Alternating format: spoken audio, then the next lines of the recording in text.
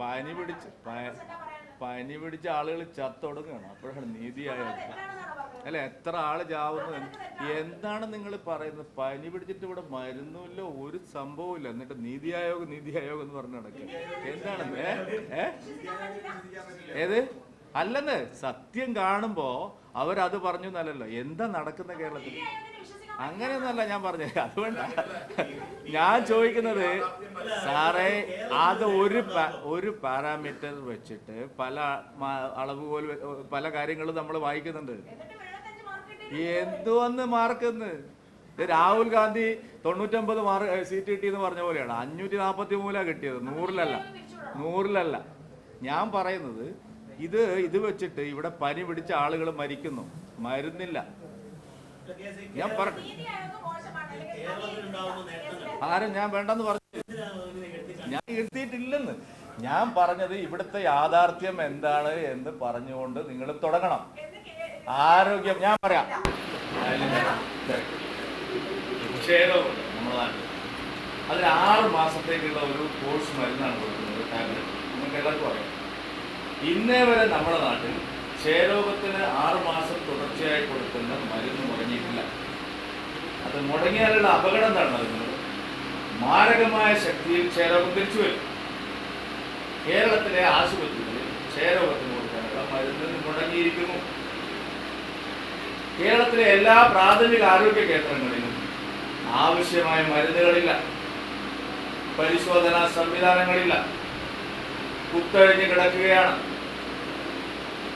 മാലിന്യ നിർമ്മാർജ്ജനം നടത്തുന്നേയില്ല, കൊതുകുകൾ പെരുകുകയാണ്. ഇന്ത്യയിൽ ഒരു സംസ്ഥാനത്തും ഇല്ലാത്ത പകർച്ചവ്യാധികൾ പടരുകയാണ് കേരളത്തിൽ.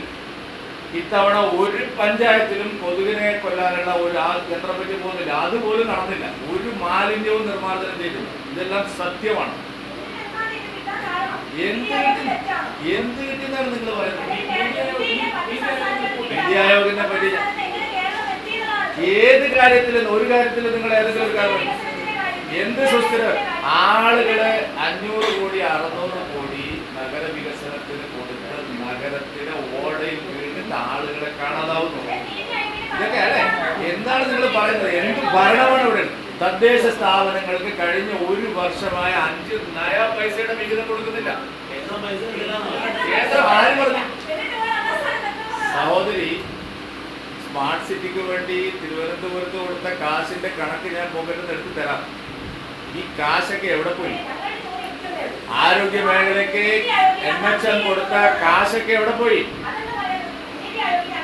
നീതി ആയോഗ് ഏതെങ്കിലും ഒരു കാര്യത്തിൽ ഒരു പാരാമീറ്റർ വെച്ചിട്ട് കേരളം നല്ലതാണെന്ന് പറഞ്ഞാൽ ബാക്കിയെല്ലാം അംഗീകരിച്ച് തരാൻ മാത്രമുള്ള മടയന്മാരാണോ കേരളത്തിലെ ജനങ്ങൾ? ഇതെല്ലാം കൊടുത്തിട്ട് ഇതെല്ലാം പറഞ്ഞിട്ട് 6% പാർട്ടിക്കാര് കഴിഞ്ഞ തെരഞ്ഞെടുപ്പിൽ നിങ്ങളെ പാർട്ടിയെ വിട്ട് BJPക്കും പ്രതിപക്ഷത്തിന് വോട്ട് ചെയ്തു. നിങ്ങളെ പാർട്ടി അടിയിൽ പോയി. ഇതിപ്പോ അതിനെപ്പറ്റി പരിശോധിച്ചുകൊണ്ടിരിക്കുകയാണ്. അതുകൊണ്ട് ജനങ്ങളെ വിശ്വസിപ്പിക്കാൻ കഴിയുന്ന ഒരു കാര്യവുമല്ല ഇപ്പോൾ എടുത്തു കാണിക്കുന്നത്. അതുകൊണ്ട് മറ്റേ ടവറിൽ പോയില്ലേ, ഒരു ഉണക്കക്കാർ ഒരു ഇരുമ്പ് കസേരയിട്ട് മറ്റേ ടവറിന്റെ അവിടെ പോയി ഇരുന്നിട്ട് വലിയൊക്കെ ലോകം മുഴുവൻ ഞങ്ങളെ പിണറായി വിജയനെ ആദരിക്കുന്നു എന്ന് പറയുന്നത് പോലത്തെ നമ്പറുകളൊന്നും ജനം വിശ്വസിക്കില്ല. ജനം നിങ്ങളെ വെറുത്തു കഴിഞ്ഞു. നീതി ആയോഗ് ഇടയ്ക്കിടയ്ക്ക് പറയണ്ട. നിങ്ങളുടെ ഉദ്ദേശം എനിക്ക് മനസ്സിലായി. നീതി ആയോഗിന്റെ പേര് പറഞ്ഞ് ഇടയ്ക്കിടയ്ക്ക് നിങ്ങൾ ഇങ്ങനെ ചോദ്യങ്ങൾ ചോദിക്കണ്ട. ഞാൻ പറഞ്ഞതിനുള്ള മറുപടി നിങ്ങൾക്ക് പറയാനുണ്ടെങ്കിൽ പറയും.